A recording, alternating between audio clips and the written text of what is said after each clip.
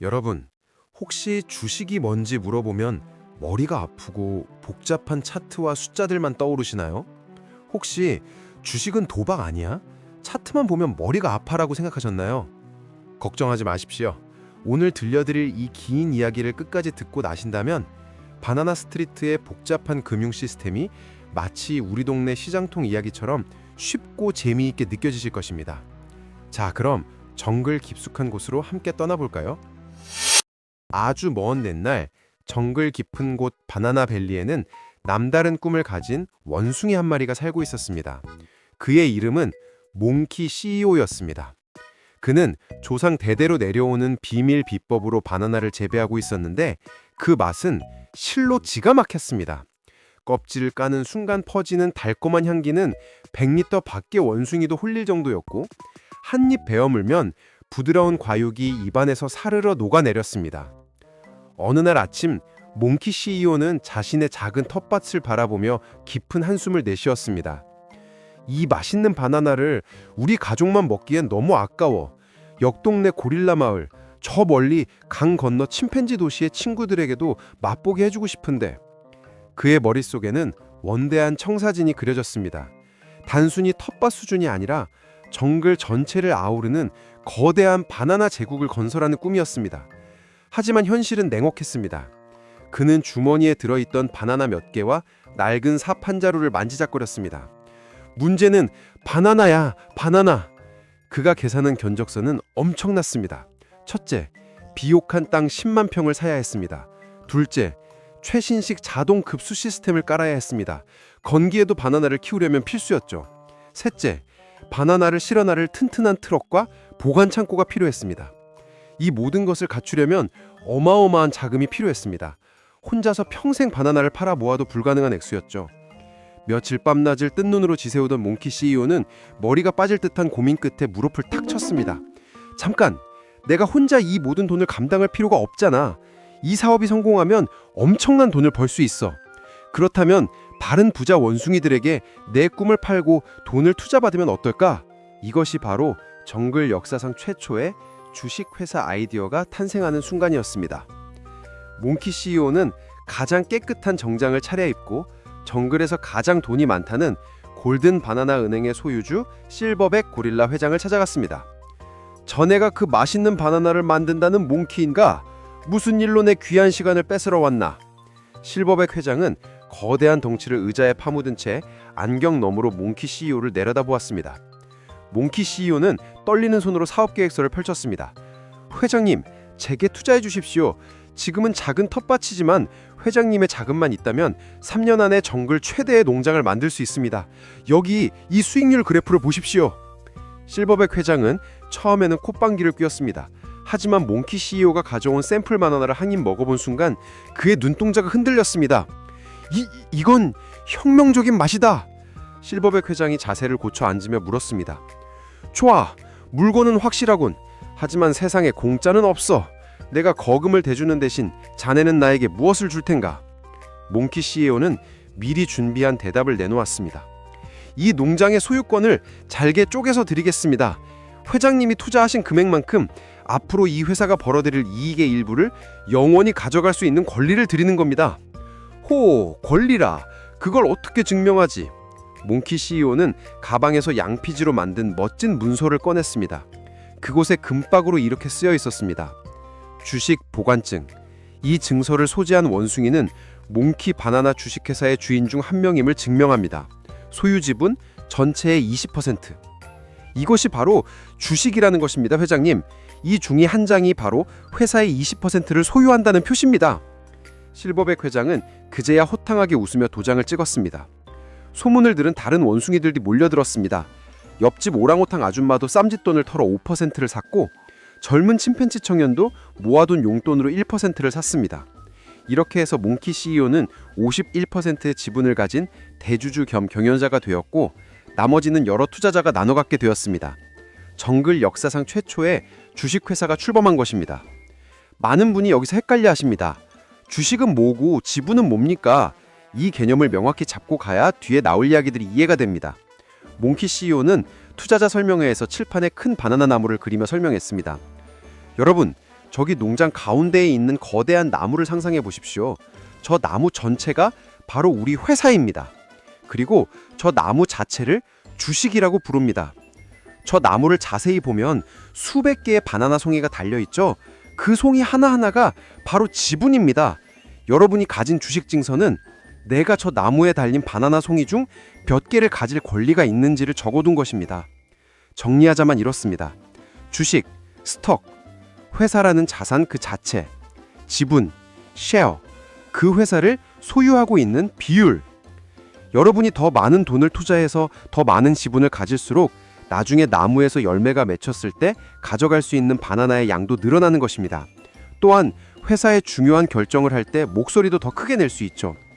미래에 열릴 바나나를 기대하며 나무의 일부를 산 것이었습니다. 자금이 확보되자 사업은 일사천리로 진행되었습니다. 덤프트럭이 흙을 나르고 최신식 스프링클러가 물을 뿜어냈습니다. 몽키 CEO는 새벽부터 늦은 밤까지 현장을 지휘했습니다. 물론 위기도 있었습니다. 갑작스런 태풍에 비닐하우스가 날아가기도 했고 병충해가 돌 뻔했지만 투자받은 자금 덕분에 빠르게 복구하고 방역할 수 있었습니다. 그리고 1년 뒤 드디어 대망의 수확철이 다가왔습니다. 노랗게 익은 바나나들이 창고에 가득 쌓였습니다. 시장 반응은 폭발적이었습니다. 몽키네 바나나 먹어봤어? 다른 건 퍽퍽해서 못 입겠다. 줄을 서시어 1인당 2송이만 팝니다. 돈이 쏟아져 들어왔습니다. 몽키 CEO는 직원들 월급을 주고 내년 농사를 위한 씨앗값을 뺀 나머지 순이익을 금고에 넣었습니다. 그리고 주주들에게 공지문을 보냈습니다. 긴급공지, 제1회 배당금 지급 안내. 주주 여러분의 믿음 덕분에 올해 큰 돈을 벌었습니다. 약속드린 대로 이익의 일부를 지분율에 따라 나누어 드립니다. 이것이 바로 배당금, 디비던드입니다. 실버백 회장은 자신의 사무실에 앉아 배당금으로 들어온 트럭 한 대 분량의 바나나를 보며 흐뭇해했습니다. 허허, 내가 직접 땀 흘려 농사짓지 않았는데도 이렇게 바나나가 생기다니 내 돈이 나 대신 일을 한 거구만. 이것이 바로 자본주의의 꽃, 자본소득의 맛이었습니다. 몽키 회사의 성공신화가 퍼지자 정글에는 창업붐이 일었습니다. 나도 회사 만들래. 나는 코코넛 회사를 차리겠어. 나는 망고 주스 공장을 할 거야. 수많은 회사가 생겨나고 원숭이들은 광장에 모여 이 회사들의 주식을 사고 팔았습니다. 자연스럽게 정글증권 거래소가 만들어진 것이죠. 시간이 흐르자 시장에는 크게 두 종류의 회사가 자리를 잡았습니다. 황금바나나 등급, 블루칩, 몽키바나나 주식회사처럼 이미 자리를 잡은 거대 기업들입니다. 이 회사들의 특징은 망할 확률이 거의 없고 매년 따박따박 배당금을 준다는 점입니다. 하지만 단점도 있어요. 이미 덩치가 너무 커서 갑자기 2배, 3배 성장하기는 어렵습니다. 은퇴자금을 굴리는 할머니 원숭이, 안정적인 걸 좋아하는 보수적인 원숭이들이 주로 삽니다. 새싹바나나, 페니스톡 성장주, 이제 막 사업을 시작한 신생 기업들입니다. 예를 들어 한 해를 나는 드론 배송 코코넛 같은 회사들이죠. 아이디어는 좋지만 실제로 돈을 벌지는 미지수이고 오늘 샀다가 내일 휴지 조각이 될 수도 있습니다. 만약 성공만 한다면 하루아침에 10배, 100배 부자가 될 수 있습니다. 인생은 한 방이야 를 외치는 젊고 어격적인 원숭이들이 몰립니다. 주식시장이 항상 합리적으로 돌아갈까요? 천만의 말씀입니다. 정글의 주식시장은 이성보다는 감정, 즉 탐욕과 공포가 지배하는 곳이었습니다.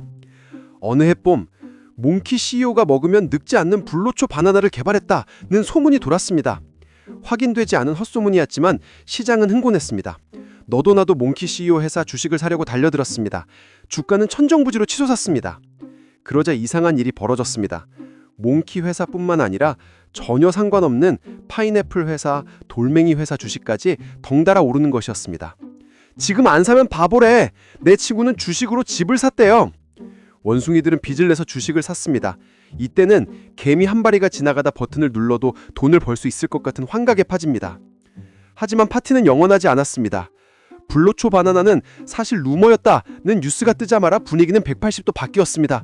으아, 내 돈 당장 팔아, 도망쳐. 공포는 전염병처럼 퍼졌습니다. 튼튼한 회사, 돈 잘 버는 회사의 주식까지 마구잡이로 팔려나갔습니다. 어제까지 웃던 원숭이들이 오늘은 울면서 깡통을 찼습니다. 이 과정을 통해 우리는 중요한 교훈을 얻습니다. 주가는 기업의 가치와 정확히 일치하지 않는다. 때로는 미친 듯이 비싸지고 때로는 말도 안 되게 싸진다. 여기서 잠시 정글에서 실패한 원숭이들의 이야기를 들어보며 반면교사로 삼아보겠습니다. 혹시 여러분의 모습은 아닌지 살펴보십시오. 토미는 귀가 얇습니다. 옆집 아저씨가 요즘 두리안 회사가 대박이래요 하면 두리안 주식을 샀다가 다음날 친구가 아니야, 멜론이 뜬대요 하면 손해를 보고 두리안을 팔아 멜론을 삽니다. 그는 1년 내내 수십 번 사고 팔았지만 남은 건 수수료 영수증과 반토막난 계좌뿐이었습니다. 자신만의 기준 없이 남의 말만 듣고 투자하면 무조건 실패합니다. 꼭지에 물린 고릴라 진이는 의심이 많았습니다. 주가가 바닥일 때는 무서워서 못 사겠어 하더니 주가가 10배나 올라서 온 동네가 떠들썩해지자 그제야 조급해졌습니다. 나만 돈 못 버는 거 아니야? 결국 그는 역사상 최고점에 전 재산을 털어넣었습니다. 그리고 바로 다음 날부터 폭락이 시작되었죠. 이를 상투잡았다라고 합니다. 모두가 환호할 때는 파티가 끝날 시간입니다. 대중과 반대로 생각하는 용기가 필요합니다. 빅터는 성실하게 모은 돈을 한 방에 불리고 싶었습니다. 그래서 성공 확률 1%, 성공 시 수익 1000배라는 수상한 보물선 인양 회사에 몰빵했습니다. 결과는 그 회사는 사기였고 상장 폐지되었습니다. 하이 리스크는 하이 리턴이 아니라 그냥 돈 날릴 확률이 높다는 뜻일 수 있습니다. 그렇다면 이 정글에서 살아남는 방법은 무엇일까요? 정글의 현자로 불리는 버핏 원숭이는 두 가지 비법을 알려주었습니다. 계란을 한 바구니에 담지 마라. 자네가 바나나 회사에만 전 재산을 투자했는데 만약 바나나 전염병이 돌면 어떻게 되겠나? 알거지가 되겠지. 하지만 바나나, 코코넛, 망고 그리고 농기구 회사에 돈을 나눠서 투자했다면 바나나가 망해도 코코넛과 망고가 자네를 살려줄 걸세. 그래서 똑똑한 원숭이들은 정글 485 ETF라는 상품을 샀습니다. 이것은 정글에 있는 우량한 485개 기업을 묶어서 만든 바구니 세트입니다. 이걸 사면 머리 아프게 기업 분석을 할 필요 없이 정글 경제 전체에 투자하는 효과를 냅니다. 가장 마음 편하고 안전한 방법이죠. 지난번에 소개한 바나나 500과 비슷한 상품입니다. 버핏 원숭이 작은 눈덩이를 굴려 보여주었습니다. 처음에는 주목만 하지, 하지만 계속 굴리면 나중엔 집채만해진다네. 이것이 바로 복리의 마법입니다. 이익이 났을 때 그 돈을 홀랑 써버리지 않고 다시 재투자하면 이자에 이자가 붙습니다. 원숭이 A는 매년 수익 난 걸 찾아서 사탕 사 먹었어요. 10년 뒤 원금은 그대로입니다. 원숭이 B는 수익 난 걸 다시 주식 사는 데 썼습니다. 10년 뒤 원금의 2배, 3배, 아니 10배로 불어났죠. 워런 버핏 같은 대가들이 부자가 된 비결은 아이쿠가 녹아서가 아닙니다. 아주 오랫동안 끈질기게 눈덩이를 굴렸기 때문입니다. 많은 초보자가 매일 스마트폰을 보며 오늘은 왜 떨어졌지? 라고 묻습니다. 몽키 CEO는 이렇게 설명합니다. 주가를 움직이는 건 단기적으로는 투표고 장기적으로는 저울입니다. 단기 성과는 인기 투표와 같습니다. CEO가 잘생겨서 오르기도 하고 기분이 좋아서 오르기도 합니다. 뉴스와 소문에 따라 미친 듯이 춤을 춥니다. 예측이 불가능합니다. 하지만 결국은 회사의 무게, 즉 실적대로 갑니다. 아무리 인기가 좋아도 돈을 못 벌면 주가는 떨어지고 아무리 인기가 없어도 돈을 잘 벌면 언젠가 주가는 오릅니다. 그러니 현명한 투자자는 매일 변하는 주가를 보지 않고 회사가 바나나를 잘 팔고 있는지, 즉 가치를 봅니다. 이제 긴 이야기의 끝자락입니다.